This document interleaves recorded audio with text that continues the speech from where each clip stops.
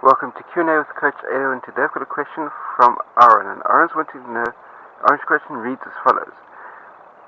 This fat adaptation running sucks at the start. How long does it take for your body to adapt to fat adapted running?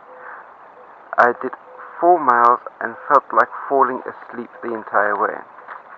CoachEdu.net. Well, Aaron, firstly, thank you very much for your question, and I'll try and answer your question in as simple a way as possible. The reason why your body is suffering so much, especially at the beginning of your fat adaptation period, is simply because your brain requires glycogen to be able to function.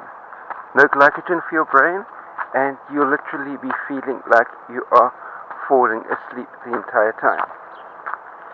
And also, which means that if you're doing fat adapted running, no nice juicy figs right next to the trail for you, because they will contain way too much fructose, so you won't be able to forage from along the trail side like this as you're heading out on your run.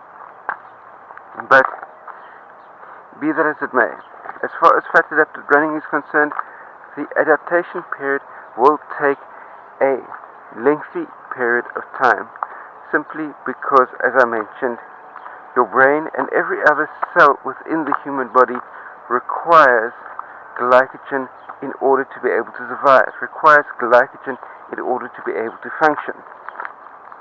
And if you're in a state of complete ketosis, there won't be any glycogen available to kickstart the fire in which your fat adapted burning will be able to take place. So the running that you're doing when you're in a state of ketosis will be substantially slower than what you're used to doing while burning glycogen for fuel.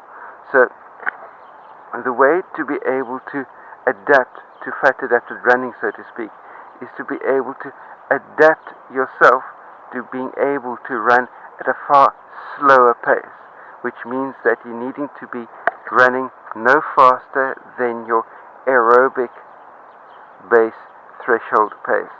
And for the most number of athletes that I start coaching, when it comes to running at the aerobic base threshold pace, when I tell them what the heart rate is that they need to run at, they tell me they can't run at that pace, because as soon as they've run 10 or 20 strides, their heart rate is already above that. What do they do? And the answer is they need to walk. So in order to be able to adapt properly down to your fat adapted type of running heart rate, you need to, in all likelihood, start walking much more than you're running and build up from there. So that's my take on the matter personally. Post any comments, questions, criticisms that you may have in the comment section down below. Don't forget, thumbs up if you like this type of content. Share it out amongst your friends.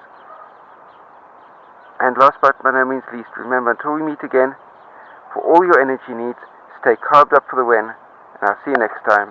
Cheers.